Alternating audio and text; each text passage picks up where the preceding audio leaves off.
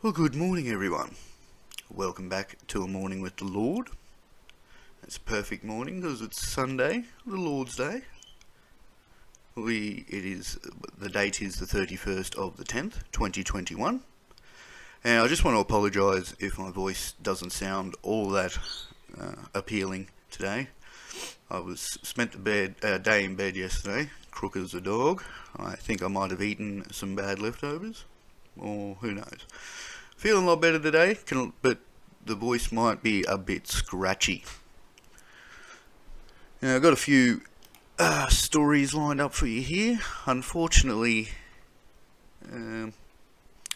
not a great deal of happy stories I see floating the web.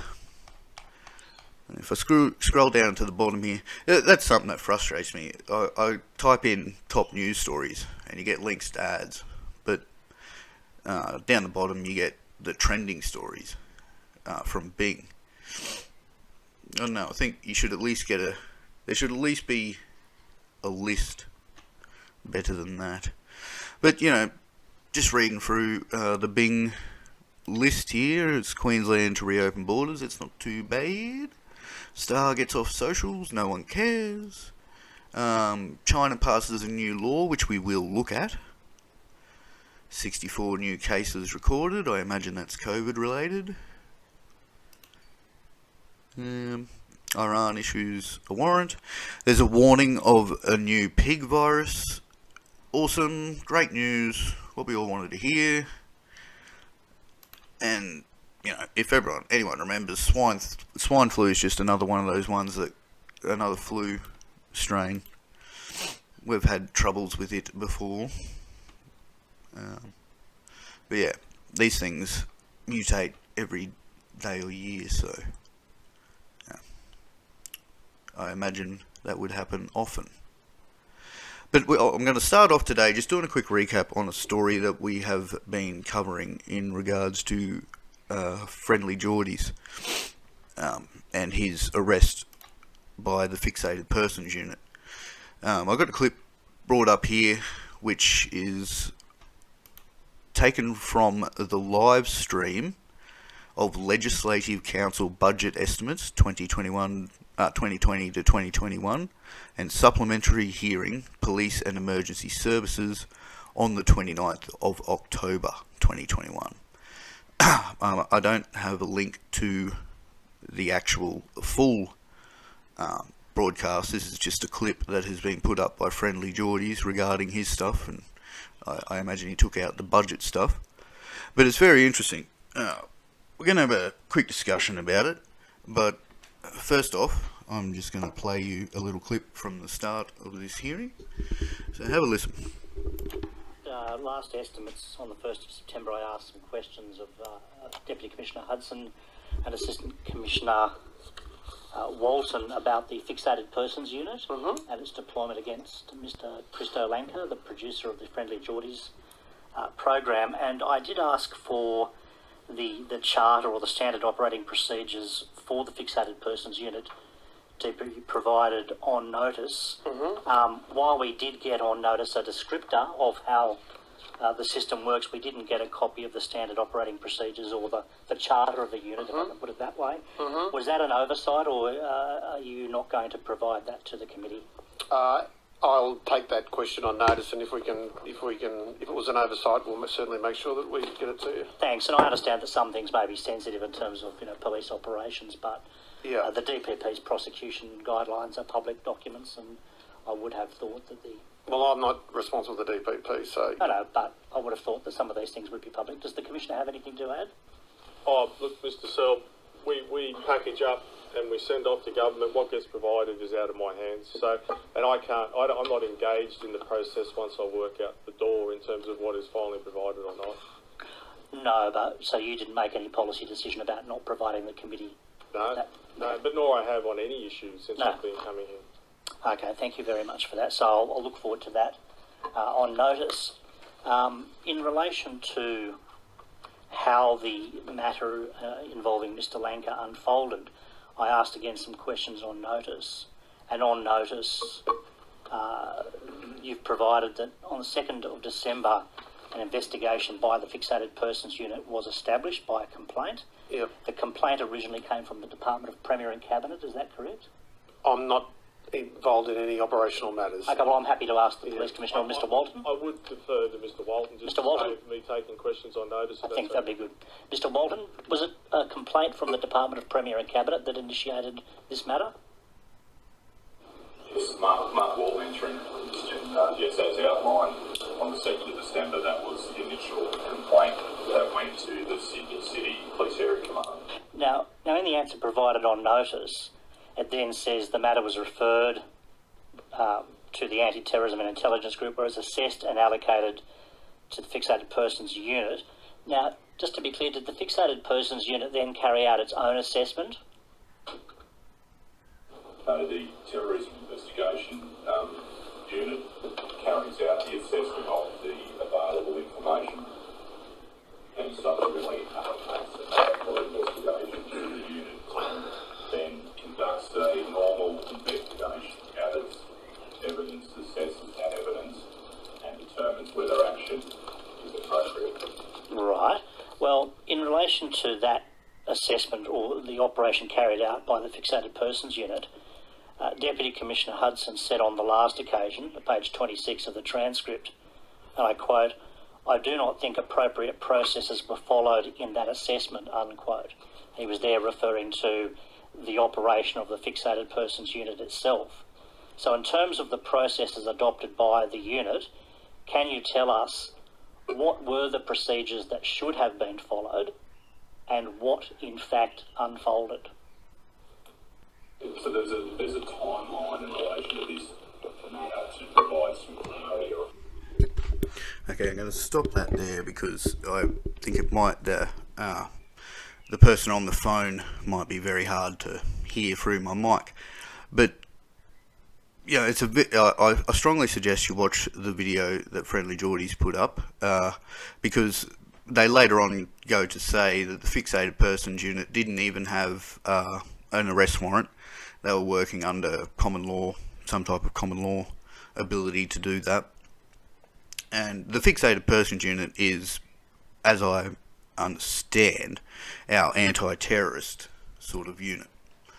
Now, this, I would really like to, the bloke asking the questions there, I'm not sure who that is. I'll have to go back and have a closer look. It could be, you know, the Labor MLC or the Greens MLC.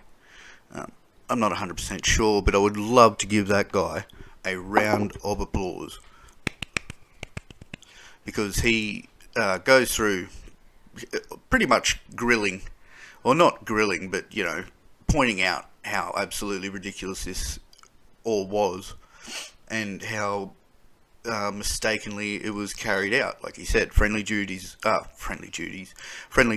is a fairly high profile YouTuber, at least in Australian standards, and to so publicly arrest him without so much as evidence or a warrant, they go on to list or to say that, you know, the main concern was the mental health of the Deputy Premier because of such attacks on his person.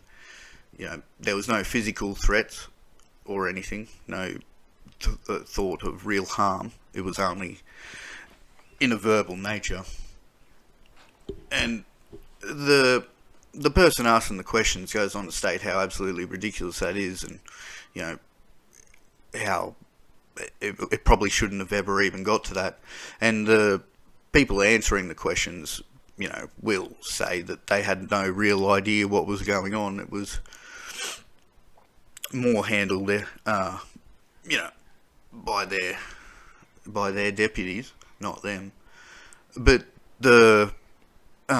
they do go on to fervently sort of defend the arrest, in sense that, and, you know, they're really trying to push Parliament to put down laws regarding Australia, like, and what can be said. You know, they weren't able to take down any of Friendly Geordie's videos, but they do want to. They do see it as a problem, and they think it needs to be something that's more clearly defined, in law, so they can make these arrests. But they also go on to say that a psychological evaluation should be done to assure that there is any real harm being done to the person. And I would like to sort of argue, if a person is undergoing such psychological distress from being such a public figure, then perhaps they weren't right for the job in the first place. I don't want to, you get introverts that would definitely be beneficial in Parliament. But to elect that person to the head of the Parliament to be, or deputy head, I don't think to be the best idea. I've said many times that, this is some troubling stuff when it comes to, people like Friendly Geordies and myself trying to put content out there, because, the last thing you want is to be arrested for anything. And imagine if they go back and, listen to my one yesterday where I, tell Scott Morrison to get fucked numerous times.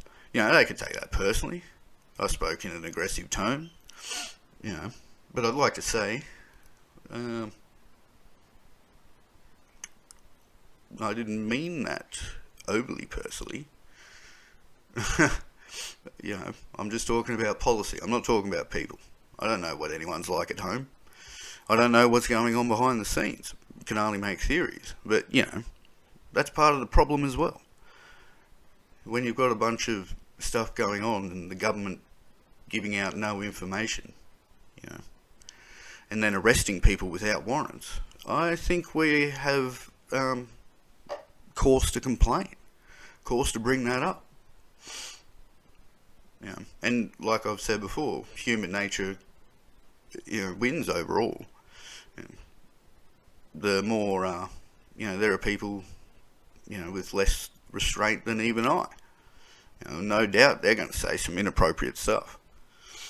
I mean, we all do. Yeah, like I said, I will leave a link to this, and I strongly urge that anyone give it a listen, because it is very interesting just to hear the thought process that goes through this sort of thing. Okay, I've got some more stories queued up here. We're going to move on. I just wanted to share that little bit of information for anyone interested. But got a few stories up here. One about Iran issuing a warrant to Trump, and annoyingly enough, these, a couple of these links don't even go to the news story. They just go to another search page. We'll go sbs.com. But yeah, Iran issuing a warrant for Donald Trump and asked Interpol to detain him. News about koalas. The title of the story says koalas extinct in New South Wales ? So I wonder how that story's going to go. But I want to start off on a serious note. Well, all these stories are kind of serious, but I want to talk about China's new border laws and concerns about India and Afghanistan. I haven't had a proper look through this yet, but there's a little video from Guardian TV. It's at tv.guardian.ng. And this is in relation, as it says, to border disputes with India and China. Now, this is something I've been wanting to keep my eye on since I heard about it, because I said to a friend of mine in just general conversation, once America pulled out of, was it Iraq they were in, Afghanistan? When America and all of us pulled out troops in the last month or two, when you take a look at the map, that sort of stuff is right on the border with India and China as well, and it's kind of worrying. I half almost think, you know, America got the hell out of there because China's coming in. And if China takes that little section of land, man, that is an extreme strategical bonus for them. And I'm really worried about India. I mean, India, I think, has the second largest army in the world when it comes to people. Both of them have nuclear power. And, you know, one, I would hate to see war start. And two, if India gets taken out, like, I would really like to be allies with India. Simply because we have been for so long. We have a very strong Indian population here in Australia. And have done since the beginning, I'm pretty sure. You know, it was Indians and part of the Arabic, I think, that they got to come in and build the railroads and whatnot through the deserts. You know, we've had Indians and that here for a long time. They are part of Australia, and part that I like. I would like to keep, you know, that going well. But if India and China, like, my fear, I'm not saying this is going to happen or there is reports of this, but if India and China get into a scuffle and for some reason India, you know, loses and becomes a pawn of China, we're already fighting an uphill battle if anything starts with China, let alone China and India. We'd be bloody screwed. Now let's play this video here and just see what's going on the border.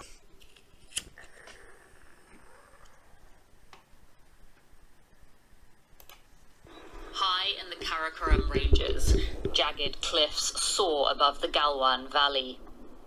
These satellite images show the disputed region where Indian and Chinese troops clashed a year ago. Soldiers confronted each other, then attacked with rocks and clubs in what was their first fatal confrontation since 1975.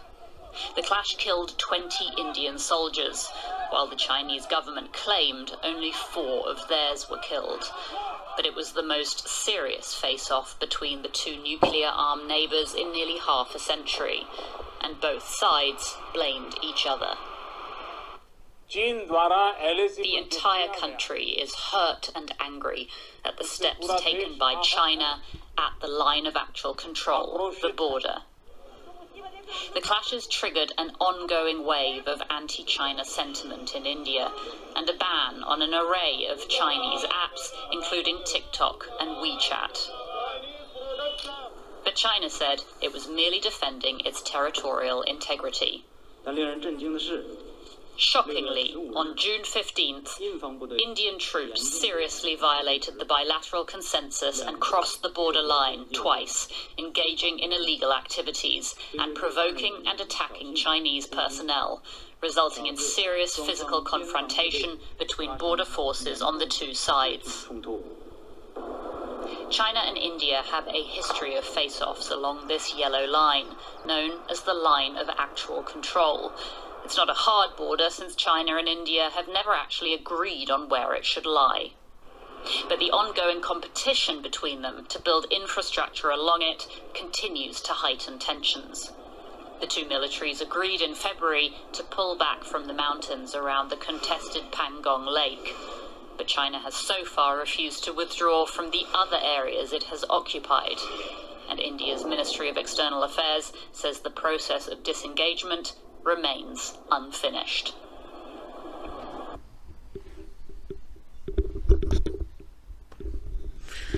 Troubling stuff there. Border disputes. Like I said, the first conflict which led to harm since the 70s. Okay, there's no article here, it was just that video apparently. But definitely something to keep the eye on as it unfolds. Okay, let's go to Iran issuing the warrant for Donald Trump. Says here, Iran has asked Interpol to help detain US President Donald Trump over a drone strike that killed a top Iranian general in Baghdad, a local prosecutor says. And we all remember this, I'm pretty sure. Trump boasted about it pretty highly, I think. And I've had a mate in the military, and I've spoken to a couple of people, and like they all say, Iran is where a lot of our focus is and should be, because they are the most aggressive one that we have. I mean, we can talk about tensions with other countries all we want, but we're actually been fighting in this one. But let's continue to read here. Iran has issued an arrest warrant and asked Interpol to help detain US President Donald Trump. Oh, they just repeated the first paragraph. While Mr. Trump faces no danger of arrest, the charges underscore the heightened tensions between Iran and the United States since Mr. Trump unilaterally withdrew America from Tehran's nuclear deal with world powers. Tehran prosecutor Ali Al-Qassimeh, spelled Alqasimehr, said Trump and more than 30 others whom Iran accuses of involvement in the 3rd of January strike that killed General Qasem Soleimani, my apologies, Soleimani, in Baghdad, face murder and terrorism charges, the state-run IRNA news agency reported on Monday. Al-Qassimeh did not identify anyone else sought other than Mr. Trump, but stressed that Iran would continue to pursue his prosecution even after his presidency ends. His presidency ended ages ago. Why the bloody hell? Anyway, Interpol, based in Lyon, France, did not immediately respond to a request for comment.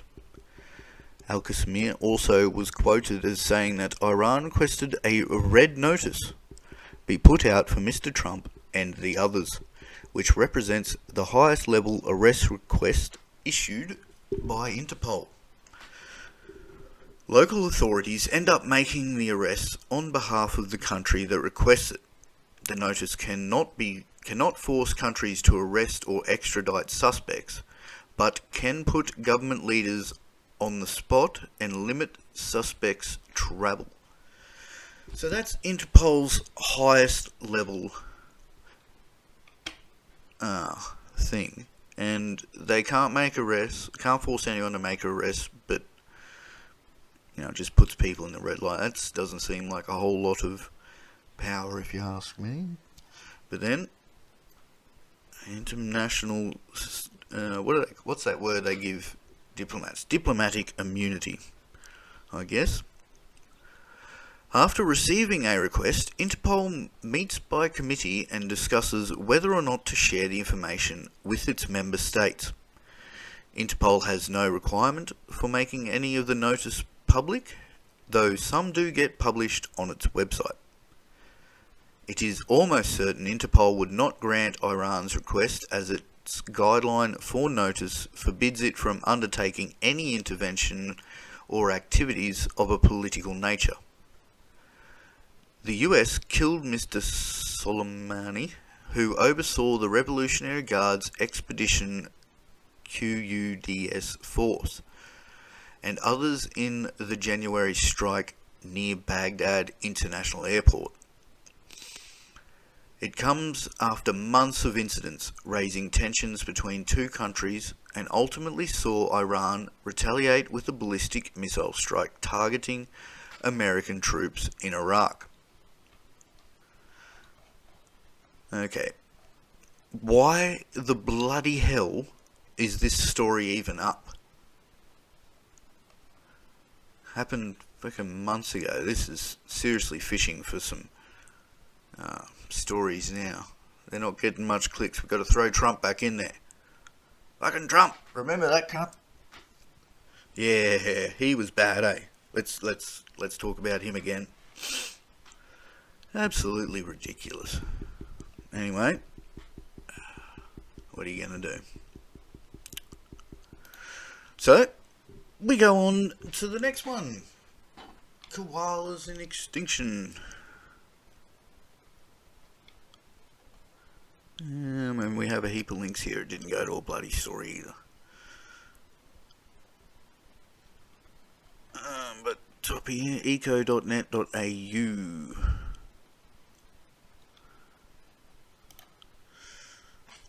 On your Bing, nailed it.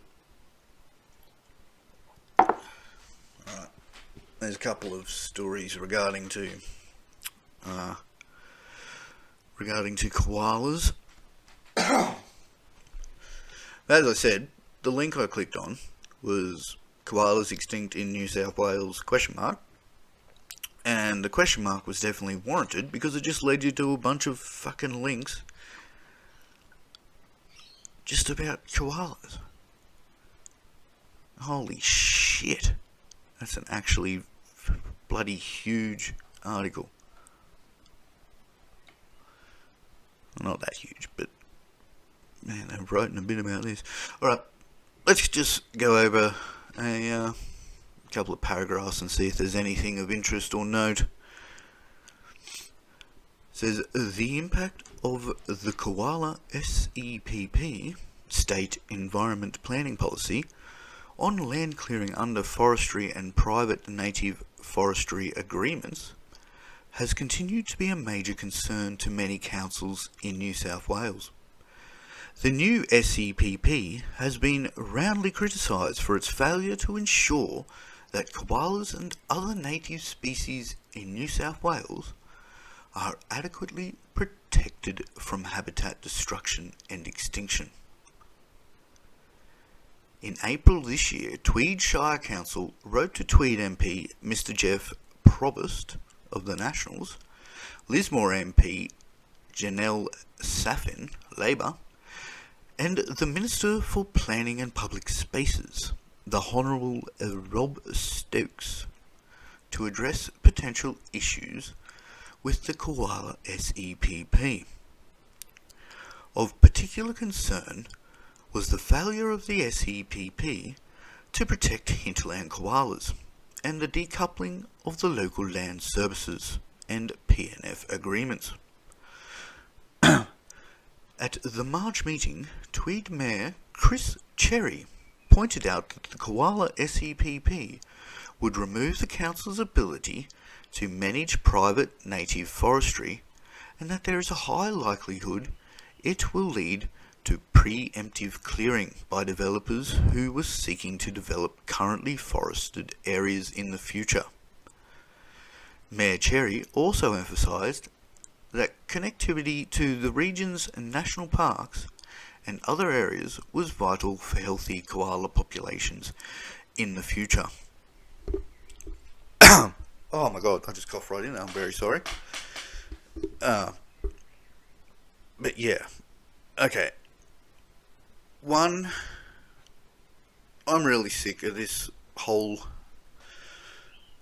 like, clearing of fucking everything. Like, I'm for work, I get we gotta work, but you look at Australia, right? Mostly desert. Our only green areas are around the edges, and we decide to build everything on those fucking green areas. Leave it the hell alone before we run out of anything. Move a little bit more inland. It's that bloody simple. And I mean, I know we got plenty of land inland as well. You know, there's plenty of infrastructure around. But, oh, not a great deal, but, you know. Like, this whole having to cut into national parks, you know, I find it really surprising, you know. That I think it's a true testament as well to just how shit, you know, my generation is. Or, you know, the generation after. Because we're not bloody... We don't care about this stuff so much. There's so much more to care about. This stuff gets thrown under the radar. I mean, I hear people talking more about, you know, how disappointed they were in The Incredibles 2 than I ever hear someone talking about, well, nature and this sort of thing. And like here in Australia, it is still an argumentative topic to bring up. You're either for work or you're not. And nothing is cut into two lines like that. It frustrates me. Well, to be completely honest, I was expecting a little bit more out of those stories. That was quite a weak effort. Quickly just have a peruse through the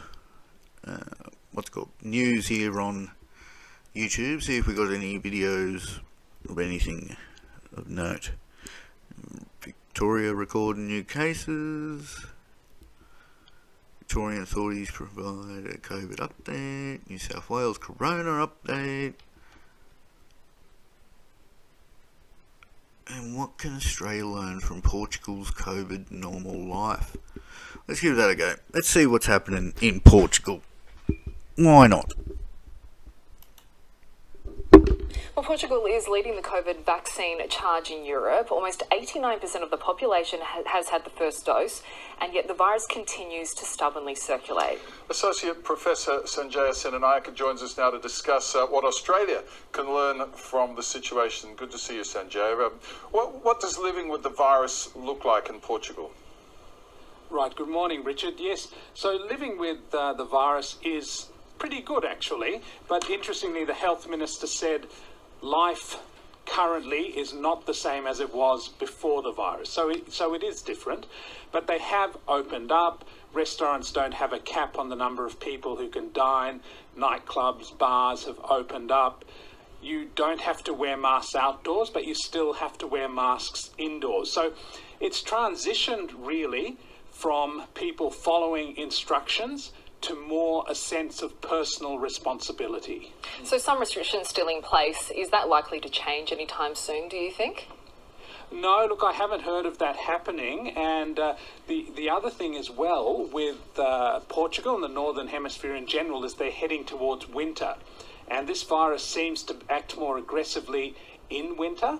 So I think there's a lot of caution there as well. Yeah, speaking of caution, Portugal chose to sort of cautiously remove restrictions as opposed to England, which basically scrapped them all in one go. It was game on Freedom Day. How would you compare how the two countries are faring? We know they're different populations and all that, but what's the comparison that we can learn from? Yeah, so at this stage, both countries, their hospital systems aren't overwhelmed, but in terms of case numbers, there's a huge disparity between the two. So the UK is having about 50,000 cases per day, and Portugal, it's numbering in the hundreds, completely different, even if you look at the comparative populations, Richard. So how do you compare the health systems then? How's the UK going, and how is Portugal going as the cases rise? So at this stage, it doesn't look like either health system is overwhelmed, but it certainly looks like Portugal is not having any strain whatsoever on its health system from COVID, which is great to see. I think it's interesting that the change in terminology too. They're saying Portugal's going from a pandemic to where COVID is just going to be endemic. It's just going to be present in the population all the time. Is that a term that we're going to find ourselves using here before too long? Look, I think so, Richard, because, COVID isn't going anywhere. It's likely that there are going to be new variants, not necessarily terrible variants that will appear that will mean we'll need to get adjustments with our vaccines, etc. So we will have to live with it, and there will be a degree of personal responsibility even when all the restrictions are gone. So maybe you should wear masks if you're in a crowded indoor area. Maybe you should use QR codes, wash your hands, and if... They talk about personal responsibility, and this is something which really frustrates me, because it's something that big government or big corporation, more than anything I should say, has been putting on people since day dot. It's like back in the day before we had unions and everything. You just had to do as you would, like work-wise. There was no rules. Employers could just make you do whatever the hell you want. That's why we sent children into fucking coal mines. With no care. People are just a commodity. And then you know, like this came to light. I was watching, I believe it's a web series called Adam Knows Best, or Adam Ruins Everything. It was on College Humor, and but like he goes into a couple of stories, like one being the roads. Like back in the day before cars, roads were meant for pedestrians, and then because cars came about, like when cars first came about, it was originally reported in papers, and you know the thinking was that the cars shouldn't be on the roads because the roads are for pedestrians, and you know everyone had horse and buggies and that sort of thing. It just didn't work. Kind of like bicycles on our roads now, in a sense. I just mean like size-wise, and trying to add extra, you know, vehicles onto a road system that isn't ready to handle it. But then the car companies obviously, you know, got into like paid, you know, people to sort of change the narrative, and you know that was when jaywalking became a law, and you know people weren't allowed to walk on the streets anymore.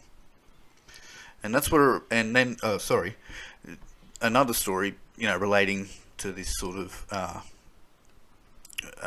language is that the littering. Like everyone is aware, it's been parodied. Like I don't think I ever saw it. I think I might have seen it now.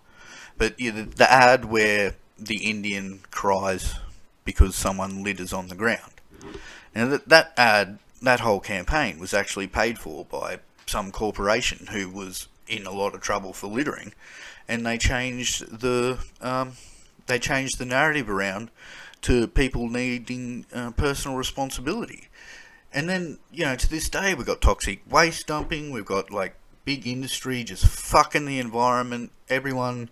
Like, this is something that the climate people, you know, people who really are pushing for, you know, net neutrality in our carbon should really be talking about as well.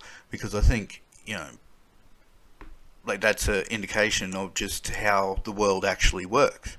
You know, they can talk about all this, you know, reducing your carbon footprint at home, but it's true, like I say, we are a blip when it comes to industry.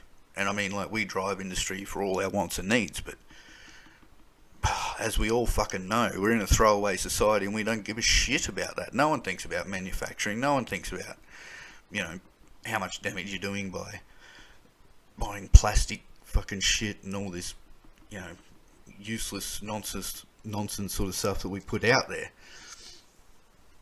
You know, no one thinks about that, but it, you know, it really should be spoken about.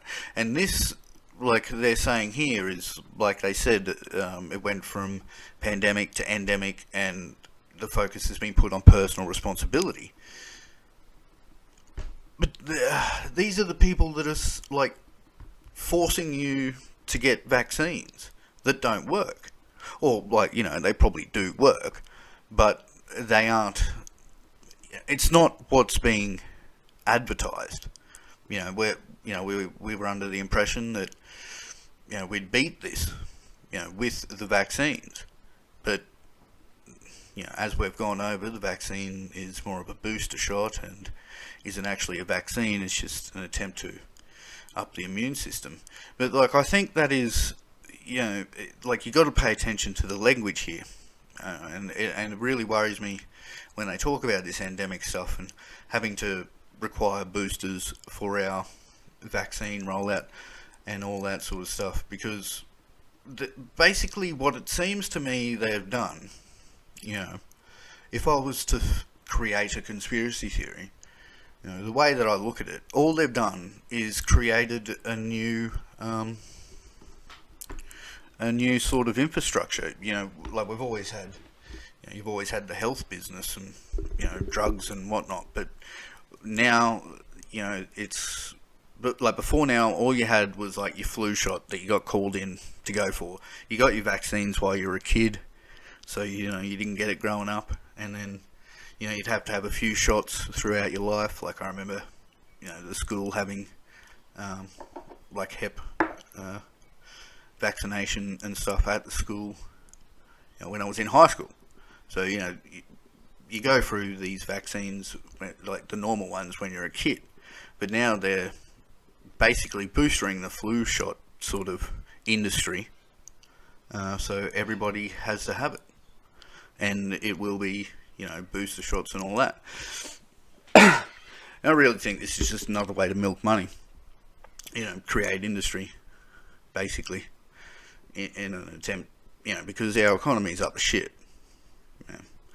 There's war looming, or conflict looming over us, and if I was to say anything, it would be about money. But what are you gonna do? We as a people have to be careful of it. And that's where our personal responsibility really should be lying.